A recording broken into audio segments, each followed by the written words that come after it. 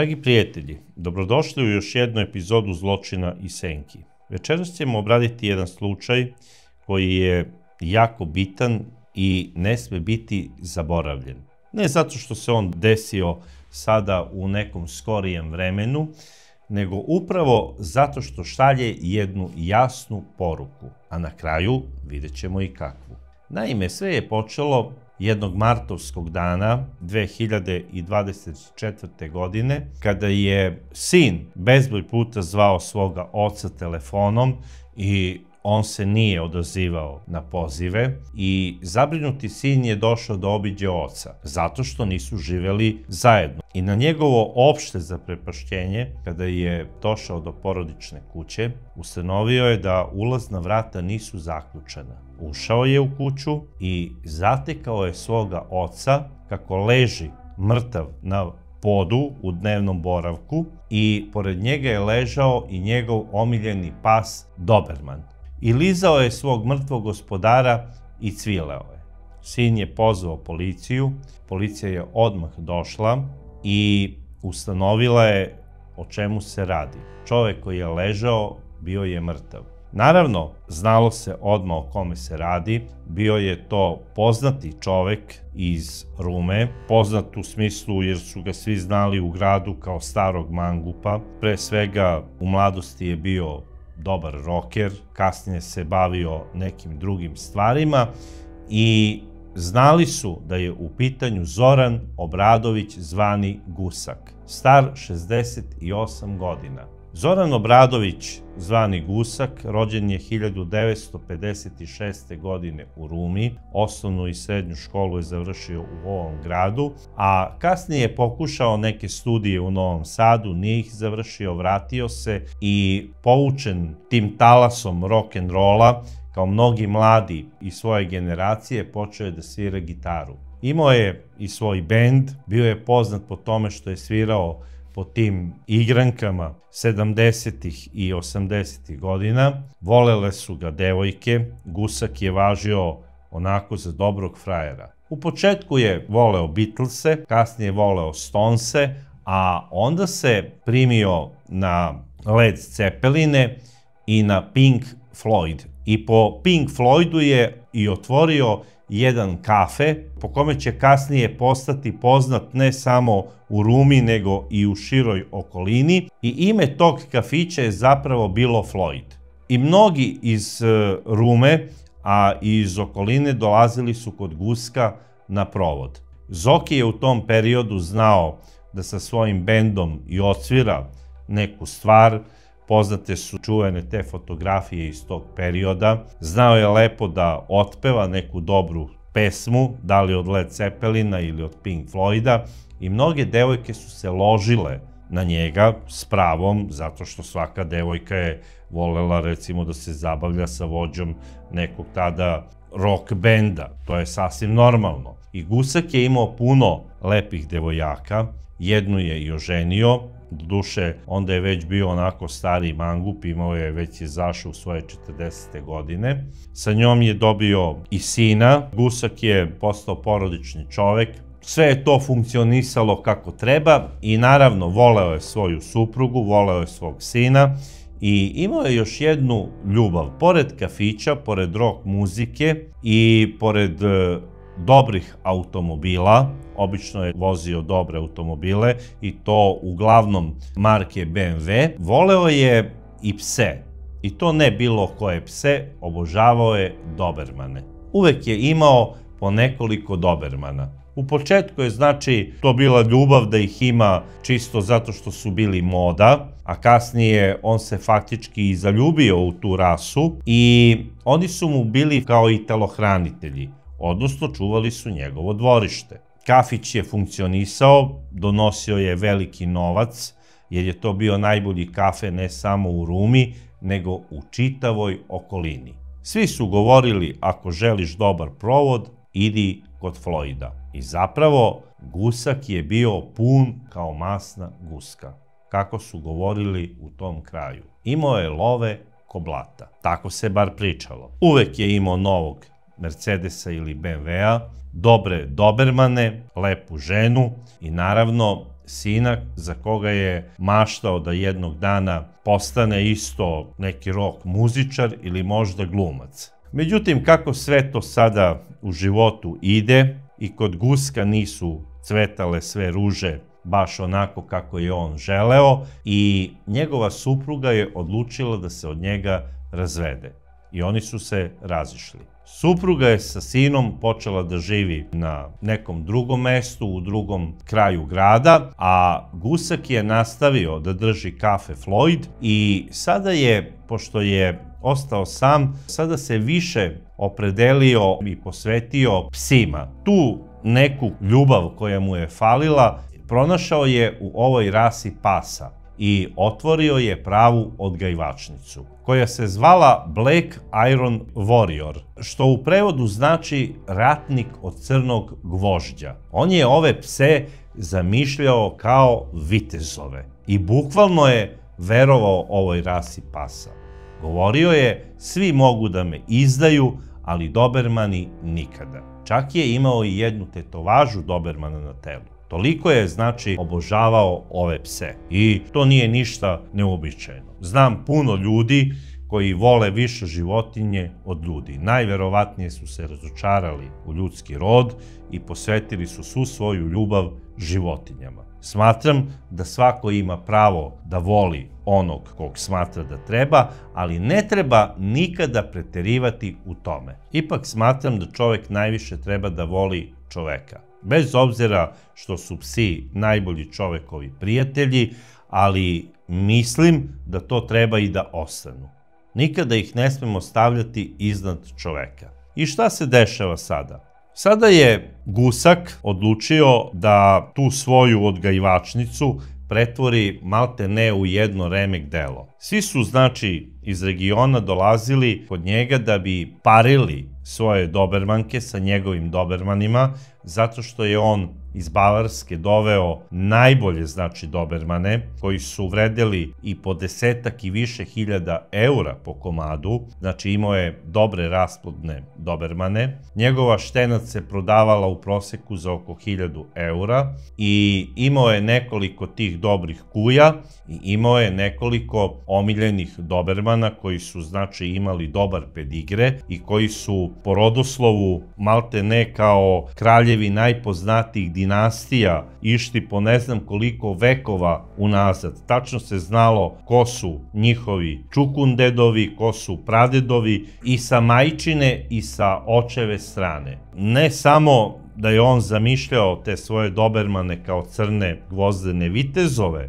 nego su oni bukvalno imali takav pedigre. I on im je i davao ta kraljevska imena po uzoru na one vitezove templarskog reda koji su se borili u križarskim ratovima u Palestini u srednjem veku i bio je sav srećan što dolaze ljudi malte ne i iz inostranstva da kupuju dobermane kod njega. Dolazili su iz Mađarske, iz Austrije, iz Hrvatske, iz Bosne, a bogami čak i iz Albanije. Gusak je važio za čoveka koji je imao najbolje dobermane. I sada, pošto su stalno bili problemi sa komšilukom oko preglasne muzike, Gusak je na opšte razočarenje mnogih mladih ljudi odlučio da zatvori kafe Floyd. I zatvorio ga je. Negde u leto 2018. godine kafe Floyd je prestao da radi. On je kafe Floyd do duše nekim svojim drugovima ustupao kada su pravili neke zabave, a isključivo je živeo od prodaje pasa. E sada, šta je interesantno u tom miljeu ljudi koji vole te opasne pse? Ima neka nepisana definicija tih pasa, a i njihovih gospodara. Ona otprilike glasi ovako, mada ne mora da znači da je to uvek tako. Ona glasi kakav je gospodar, takav je i pas. I sada ako neko voli pitbullove, on se i ponaša kao pitbull. Ako neko voli mastife, on je onako sav važan, ponaša se kao lav, ponaša se kao mastif. Ako neko voli pudlice, on se tako i ponaša. Da sada nekog ne uvredim, ali ako je muškarac sa gomilom pudlica, on je više onako emotivan. Nije ono u fazonu nabildovan, opasan momak koji ide istetovirana bomba, mitraljez, šmajser i tome slično. Zamislite takvog mladića koji je sav istetoviran kao neki poznati lik iz Screamy Jimmy varijante i šetar 4 pudlice. Mislim, ja bi umro od smeha, lično ja. A kada vidim takvog momka kako šeta mastifa ili pitbula ili recimo dobermana, meni to nije smešno, meni je to sasvim normalno. Ne znam da li vama, možda vi ne podržavate ovo moje mišljenje, možda nemate takvo mišljenje, ali ja sam ubeđen da je to otprilike svuda u regionu upravo tako. Čak i kad sam bio u Parizu jednom prilikom, ja sam video u jednom kvartu koji je malte ne zabranjen za policiju, ali u njemu i dalje ima dosta Jugoslovena koji žive. To su jedini Belci, znači Jugosloveni i Turci su jedini Belci koji žive u tom kvartu, a uglavnom žive Arapi i Crnci. I primetio sam da oni Tunižani i Alžirci uglavnom šetaju dobermane. I u tom kvartu policija dolazi samo kada izbiju masovni neredi u smislu paljenja Pariza kao što je Neron spalio Rim. Sada da ne idemo u daleki Pariz, vratit ćemo se u Rumu. I šta se sada dešava sa našim Zokijem, zvanim Gusak? I on počinje da se ponaša i da izgleda kao njegovi dobermani. Pre svega moram da kažem, bar po meni, doberman je prelep pas. Sav utegnut u onoj liniji kako izgleda, malte ne izgleda kao, da ne kažem lepo, nego elegantno, kao neki gospodin iz onih 30. godina ili kao neki oficir nemačkog SS-a. Tako nekako ima hod, tako nekako držanje ima. Čak mislim da nije uzalud ni uzeto da dobermani budu omiljeni psi čuvenom doktoru Mengeleu u onom kultnom filmu Momci iz Brazila. Doberman je bio omiljeni pas glumcu Beli Lugošiju, koji je igrao prvog Drakulu, zatim nekadašnjem predsjedniku Sjedinjenih Američkih Država, Johnu Kennedyu, zatim čuvenom glumcu i zavodniku Rudolfu Valentinu i takođe poznatom glumcu Nicolasu Cageu. A takođe i još čuvenijem glumcu Sylvesteru Stalloneu. Svim tim nekim poznatim facama iz svetskog jet seta filma i nekim ljudima koji su glumili opasne likove i važili za velike ljubavnike, Doberman je bio omiljeni pas. I najverovatnije da je Gusak znao za sve ove poznate face koje su volele dobermane i koje su ih obožavale, najverovatnije je i on sebe doživljavao i poistovećivao se sa ovim poznatim svetskim facama jet seta. I smatrao je da ako ima što poznatije leglo dobermana, odnosno sa što jačim poreklom, da će postati jača faca o kojoj će se pričati ne samo u Rumi i u Sremu, znači, nego u čitavom regionu. I boga mi, tako je i bilo. Gusak je itekako lepo živeo od prodaje štenaca. A takođe jedan od njegovih omiljenih filmova bio je film Doberman sa Monikom Bellucci u glavnoj ulozi. I on se trudio da izgleda kao i svi vlasnici dobermana, znači da bude vitak, utegnut i da uvek bude spreman na akciju. I pre svega da bude hrabar kao doberman, jer dobermani važe za pse koji nikada ne prodaju svoje gospodare. To je znao čak i Himmler. Čovek koji drži do sebe, koji želi da izgleda kao doberman, koji želi da bude u kondiciji kao doberman i da ima hrabro srce dobermana, najverovatnije da voli i mlade i lepe devojke. I sada ne bi ulazio u te njegove ljubavne avanture i u opisu tih žena koje su se ložile na njega, ali ja verujem da su mnoge žene, ne samo iz Rume, nego iz čitave okoline maštale da budu u neposrednoj Guskovoj blizini. I Zoki je to znao i pričalo se za neke dame koje su dolazile iz inostranstva da bi kupovale štence od njega, zato što su dolazile sa preporukama. Govorilo se da su one ostajale i koji dan duže. Znači, koji dan više nego što je bilo potrebno da bi se ispazarilo jedno kućence i da se vrati nazad, recimo, tamo za Švedsku, Nemačku ili već ne znam gde. One su sa gospodinom Zoranom provodile raznorazne lepe trenutke. Pričalo se da su zajedno išli do Zasavice, da su išli da obilaze Stanišiće i druge etno kuće i etno sela, gde su se provodili i po nekoliko dana. Zoki Gusak je znao itekako da uživa i da se provodi. On je uvek nosio i gitaru, jer je pre svega bio ekstra muzičar. Znao je da svira, to je čudo jedno. I sada, moram još nešto da kažem. Bez obzira što je on bio takav, njegove komšije tvrde da se on nikada ni sa kim nije posvađao. Zoran Gusak apsolutno je važio za čoveka koji nikada na nikog nije podigao ton. Čak je pomagao svoje poznanike, prijatelje i komšije, u smislu uvek kad je nešto trebalo, da li da se pozajmi novac ili ako treba nešto i fizički da se odradi dok je bio mlađi,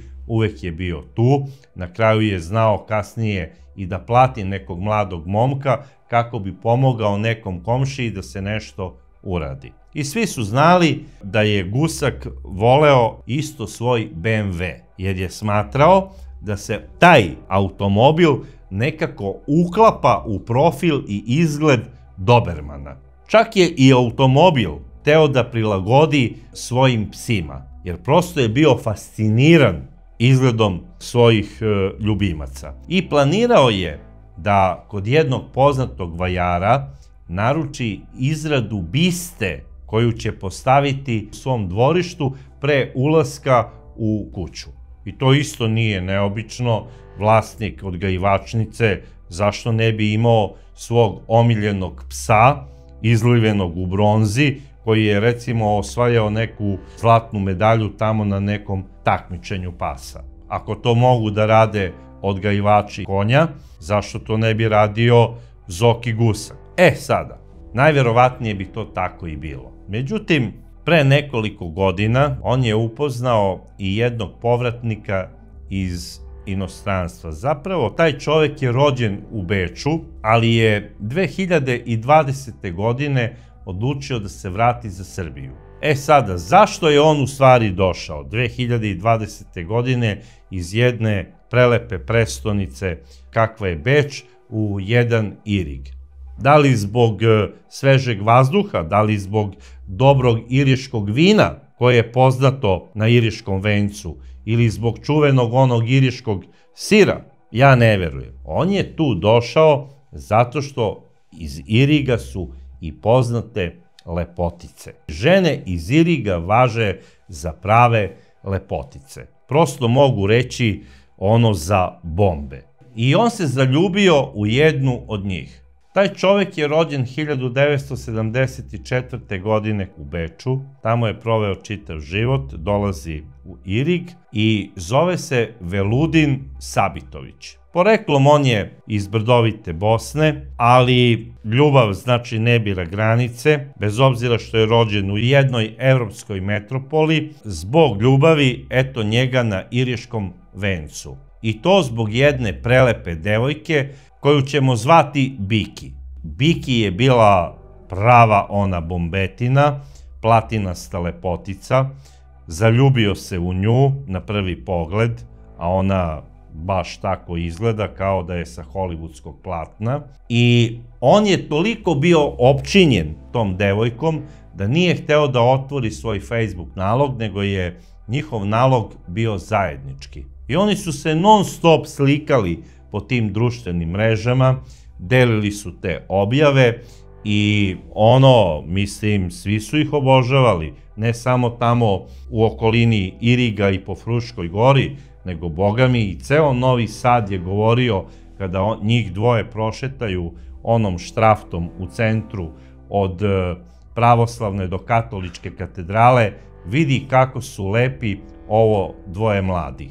Oni su bili baš ono par za koji se slobodno može reći ko izmišljen. Iako je bio stariji 20 godina od nje, on je izgledao znači lepo, vodio je računa o sebi, zaljubio se u ovu devojku Biki, počeli su da se zabavljaju, bili su baš lep par i odlučili su upravo 2021. godine na dan Svetog Valentina, 14. februara, da se i venčaju. I to su i uradili. Za njih je to bila jedna velika stvar, kao za svaki, znači, zaljubljeni par, najbitnija u tom trenutku na svetu, što je i normalno. Imali su zajednički Facebook nalog, non stop su se slikali, objavljivali su kako se ljube, kako se grle, kako joj on kupuje luksuznu garderobu i naravno počeo je i druženje sa nekim ljudima za koje je on smatrao da su jet set iz tog kraja. Neki njegovi prijatelji koji su živeli i dalje u Beču, oni su dolazili iz Beča sa namerom da upravo u Rumi od našeg prijatelja Guska kupe dobermana. I nisu pitali za cenu. I oni su se naravno i javili svom prijatelju iz Beča, Veludinu. I kupili su 20 onih štenaca sa pedigreom i boga mi to su dobro platili. I kada su obavili tu transakciju oko kupovine dobermana, predložili su da odu negde na zajednički ručak. I Zoki, pošto je iz tog kraja, rekao je dobro, idemo u Zasavicu, tamo ćemo napraviti jedno lepo druženje, ja ću pozvati par prijatelja, tu ste vi, jer to je najbolje mesto da se provedete onako u prirodi, to je u blizini samo 20 km od Rume, najbolje mesto za provod u prirodi i jede se zdrava hrana. I onda su oni rekli, super ako je to tako, mi ovde u blizini imamo i jednog našeg prijatelja koji se zove Veludin, on živi u Irigu i pozvaćemo i njega. Veludin je sa oduševljenjem prihvatio taj poziv jer su ga zvali drugovi iz Beča i Veludin je sa svojom Biki došao u Zasavicu, oni su sa svojim prijateljima prošetali tim livadama gde šeta stotine magaraca, konja, svinja onako slobodno u prirodi, znači prava eko priča. Posle te šetnje koja je bila maltene za njih doživljaj kao da šetaju parkom iz doba Jure, odlučili su naravno da odu na taj jedan ručak koji ih je tamo čekao od strane domaćina koji je organizovao pravu gozbu. Sve je to bilo u režiji Zokija Guska jer je napravio jedan veliki posao i za vreme tog ručka on je i upoznao Veludina. Veludin mu se dopao zato što ga je interesovalo sve što se tiče dobermana. Tu je Zoran pričao dosta o dobermanima, a posebno ga je oduševilo to kada je Veludin rekao da voli da sluša Led Zeppelin, Pink Floyd i neke grupe koje je Zoran obožavao. Onda je Zoran uzeo gitaru od vlasnika restorana, osvirao je neke pesme i svi su bili oduševljeni. A najviše je bila oduševljena Veludinova supruga Biki. I Biki je izrazila želju da ona dođe sa svojim suprugom i da vidi odgajivačnicu dobermana u Rumi. Što je naravno Zoran Gusak rekao, pa nema problema, dođite kad god budete hteli. Evo sad mi se baš oštenila jedna kuja i ima mladih i lepih kuca. I Biki je bila oduševljena. Rekla je dolazimo sigurno. I posle nekog izvesnog vremena Veludin i njegova supruga Biki zaista su i posetili Zorana Guska. Zoran ih je dočekao kao pravi domaćin. Pokazao je svoju štenaru sa ponosom, ona je onako bila baš dobro opremljena, imao je prelepe pse, to je posebno oduševilo mladu Biki. Bila je prosto raspamećena kada je videla te glavne prelepe štence. Govorila je joj, Veludine, kako bih volela da i mi u Irigu napravimo jednu ovakvu štenaru. Naravno u tome ju je podržao Zoran Gusak. rekao je: sviđa mi se, Biki, kako razmišljaš, vidim da voliš životinje, sigurno voliš mnoge lepe stvari. Ajdemo sada tu do jednog obližnjeg restorana da ručamo i ako ste raspoloženi da čuvate dobermane, ja ću vam pomoći tako što ću vam dati najbolje štence da biste napravili dobro leglo i kasnije ćete vi sve ono kako se ide stepenik po stepenik napraviti jednu dobru priču. A na kraju krajeva ja vas mogu i reklamirati. U smislu da kada nemam u tom trenutku traženog dobrog psa, da vas preporučim nekom svom prijatelju iz inostranstva. Jer mogu vam reći da se ovaj vid biznisa itekako isplati. I naravno svi su bili oduševljeni, posebno Biki. Biki se tek oduševila kada je sela u Zoranov BMW i kada su otišli na taj zajednički ručak. Sada, šta se tu sve dešavalo za vreme tog ručka, kako su se nastavila ta zajednička druženja, to sada baš i nisam siguran, ali pretpostavljam da je došlo do razmene telefona, da je najverovatnije bilo tu ko zna kakvih priča, da je najverovatnije bila priča o gledanju zajedničkih filmova, pa bila je priča sigurno da vole iste glumce, iste filmove, razmenjivali su raznorazna iskustva, pa boga mi i ona ljubavna. Svi su počeli da pričaju da su oni jedan ljubavni trougao.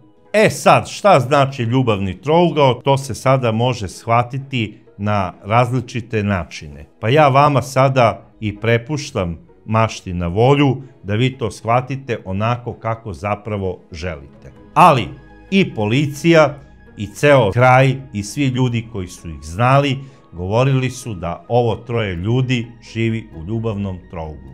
I to je tako išlo, boga mi, neko duže vreme, a Veludin i njegova supruga Biki živeli su kao presečni ljubavni par. Pune 3 godine su oni bili u braku. I baš kada su proslavili trogodišnjicu svog braka, stigla je upravo jedna velika grupa inostranih kupaca iz Beča i pozvali su Veludina i Biki na neku zajedničku večeru. I pričali su kako su bili kod Zorana, kako su kupili 20 krasnih pasa i da su prosto oduševljeni njegovim psima. Naravno, kasnije se toj istoj večeri pridružio i Zoran Gusak.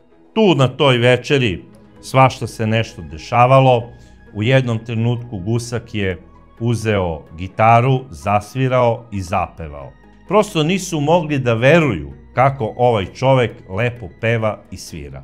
Naravno, oni nisu znali da je Gusak u mladosti bio član jednog rock'n'roll benda, tu iz kraja. Ubrzo posle te večere upravo je počelo nešto da se neobično dešava između ljubavnog para Sabitovića i Zorana Obradovića Guska.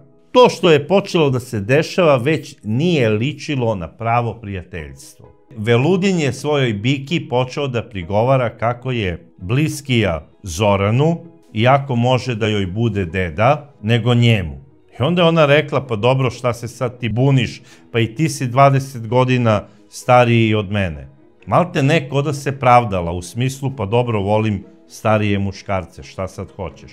Naravno, Veludin nikada nije udario svoju suprugu i nikada nije vršio nasilje nad njom, ali je važio za čoveka koga ipak treba izbegavati. Zašto? Zato što je stalno nosio nož sa sobom, zato što je stalno imao u automobilu bejzbol palicu, koju je neretko znao i da upotrebi u nekim kafanskim razračunavanjima sa raznoraznim mangupima. I važio je za čoveka koji ima hrabro srce.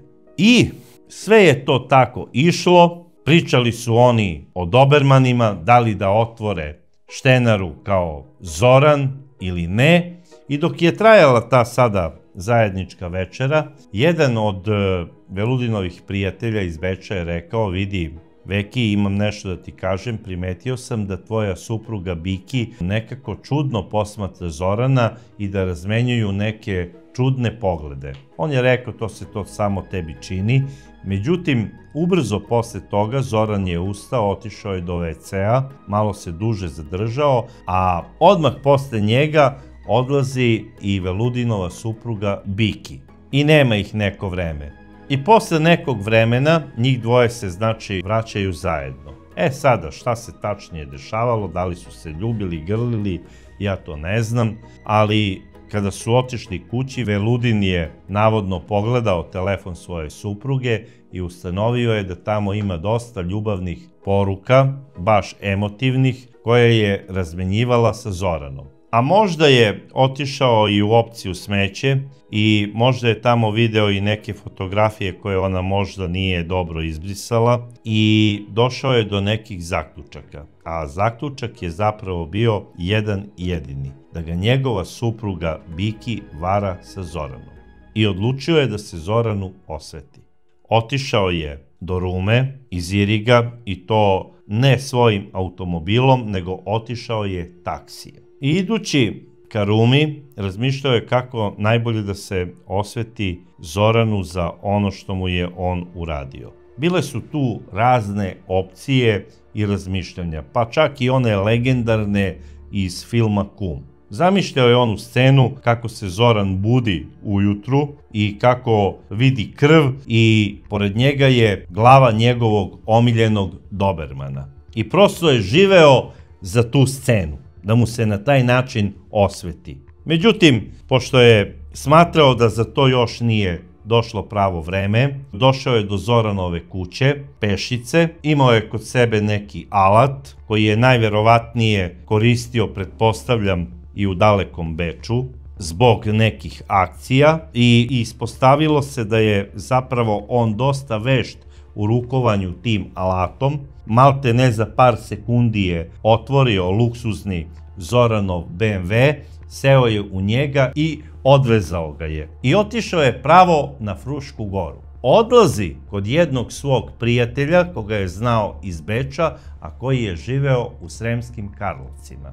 I kod njega je ostavio Zoranov BMW. Rekao je, vidi, ovo je Zoranov auto, on se meni nešto strašno zamerio i ja te molim, neka ovaj automobil bude kod tebe neko izvesno vreme dok budem odlučio kada ću ga negde odvesti i zapaliti. I naravno ovaj čovjek je rekao, dobro, nema problema, neka bude auto tu u mojoj garaži i sve je okej. Međutim, to je sve okej kada se radi o ljudima koji ne razmišljaju dovoljno. To je đavolja usluga i to se nikad ne radi. Sakriti automobil ili bilo koji predmet koji potiče iz nekog krivičnog dela, vi ste faktički saučesnik u izvršenju tog krivičnog dela. Konkretno, krađe automobila. I kako bi sada ovaj čovek mogao da se opravda da je došla policija i da kaže imamo saznanje da si ti ukrao Zoranov automobil? Pa dovezo ga moj drug iz Beča. Ma pusti ti te priče, ajde ti s nama, pa neka to objasni ti tužiocu i sudiji. I to se tako obično i dešava. Ali u ovom slučaju konkretno se to nije desilo. I sada kada je Veludin uradio ovu krađu automobila i kada je smatrao da je sada Zoran potrešen ne znam koliko, on je otišao u Irig svojoj voljenoj Biki. Prošlo je nekoliko dana i kaže idemo do Rume da vidimo šta radi naš prijatelj Zoran. Prošlo je znači 2 dana od krađe i dok su sedeli u jednom kafiću i dok su čekali Zorana, jedna gospođa koja je radila u tom kafiću rekla je, ne znam da li ste čuli, Zoranu je neko ukrao automobil. Baš sam ga videla pre neki dan, šeta i priča sa mojom sestrom. Onako baš nervozno i pitao je, pa dobro, da li je neko video da se tu motao oko moje kuće i da li na nekog sumnjate ko bi mogao da ukrade moj auto? I kada je Veludin rekao, pa dobro, jel sumnjate na nekog? Pa kaže, ne sumnjamo na nikog jer Zoki se nikome nije zamerio, on važi zaista za dobrog komšiju, pomalo je onako čudan, voli te pse, ali dobro, mislim, to je njegova ljubav, on je dobar čovek, stvarno ne znam kome bi on mogao da učini bilo kakvo zlo i eto, to je najverovatnije neka ekipa, da li iz Beograda ili iz Novog Sada, tu prolazila, videla je lep automobil parkiran ispred kuće, ukrali su ga, odvezli su za Beograd i nije ni prvi ni poslednji koji je nestao u toj crnoj rupi za automobile. Tako oni zovu Beograd. I sada dolazi tu i Zoran, naravno da bi popio piće sa Veludinom i sa njegovom Biki i onako kaže, častim, neko mi je ukrao automobil i počeo je da se smeje. I naravno, Biki je tu rekla, pa dobro Zorane, šta je tu smešno, mislim, tvoj automobil je baš bio skup. Ma nema veze, evo, bilo je 20 ljudi, kupili su pse, dobio sam dobre pare, dobio sam skoro par konja eura. Dolazi mi sada uskoro još jedna ekipa od 20 ljudi koji treba da kupe isto pse, prodaću skoro 30 komada, imaću dosta para, kupit ću novu Bembaru sedmicu. Idem odmah za Beograd i kupujem novu Bembaru sedmicu. I tu je Veludin shvatio da Zoran uopšte nije potrešen onom krađom automobila. I tu se onako baš razočarao. Popili su tu par pića, ovi su se vratili nazad za Irig, a Zoran je otišao svojoj kući. To je tačno bilo 3. marta ove godine. Međutim, šta sada Veludin radi? On seda u svoj automobil i vraća se nazad iz Iriga za Rumu. I negde oko ponoći dolazi do Zoranove kuće, poziva Zorana preko interfona, Zoran mu otvara vrata, on ulazi unutra i psi su ga znali. Znači, omiljeni Zoranov pas, njegov najbolji drug i ljubimac, koji je bio pored njega, znao je Veludina. Ništa neobično da se on pojavi u njihovoj kući. I čim se pojavio, on je bejzbol palicom tresnuo Zorana posred čela, a kada je ovaj pao dole, on je skočio preko njega, seo je na njegove grudi i rukama na koje je stavio pre toga rukavice, čvrsto stegnuo Zoranov vrat. Toliko čvrsto da je čuo kako se lomi njegova jabučna kost. I on je Zorana udavio. A onda je ustao, uzeo je opet onu bejzbol palicu i jedno 10 puta ga je udario iz sve snage po glavi. I posle ovog ubistva Veludin je ustao, izvršio je neku onako bezveznu premetačinu po stanu kako bi to izgledalo kao da je neko izvršio ubistvo radi pljačke i posle toga je otišao nazad za Irig. Sa sobom je poneo i onu famoznu bejzbol palicu na kojoj su bili tragovi Zoranove krvi. On je toliko bio prijatelj ove kuće da čak i Doberman koji je bio prisutan nije reagovao i nije napao Veludina dok je on vršio ovo krivično delo ubistva.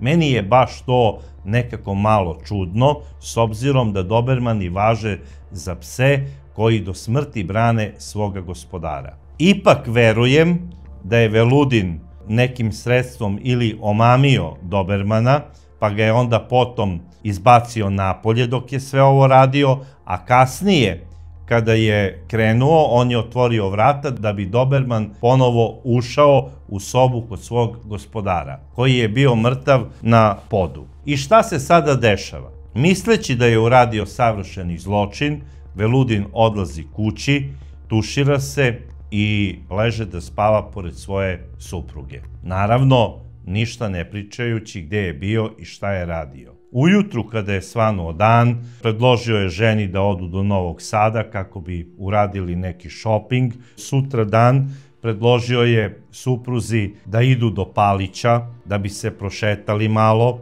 Kupovao je supruzi neke parfeme, neke slatkiše i sve je to izgledalo onako idilično. Sve do jednog momenta kada nisu u novinama pročitali da je bivši vlasnik kafea Floyd iz Rume pronađen mrtav u svojoj kući i da ga je neko ubio najverovatnije u noći između 3. i 4. maja. A pronađen je 5. maja tako što je njegov sin došao da ga obiđe.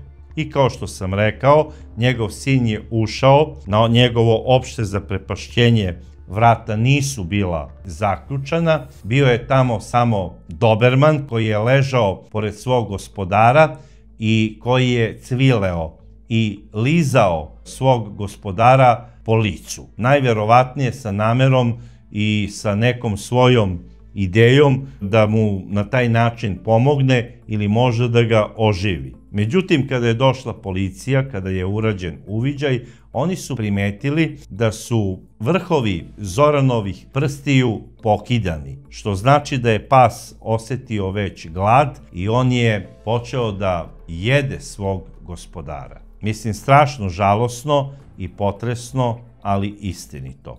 Naravno, kada je početa istraga, policija je prvo posumnjala u članove porodice, jer je operativnim radom policija saznala da je Zoran nekoliko dana pre toga imao dobru finansijsku transakciju oko prodaje pasa. Zapravo prodao je 20 dobermana i da je uzeo dobar novac. Međutim, kasnije su ustanovili da zapravo Zoran sav svoj novac drži na bankovnom računu. Sumnja da je ovo krivično delo izvršio njegov sin i dalje je lebdela u vazduhu, ali su oni i dalje operativno radili. I neko od operativaca je i došao do saznanja da je postojala tu i neka ljubavna trojka, odnosno ljubavni trougao. Saznali su i za prelepu Biki.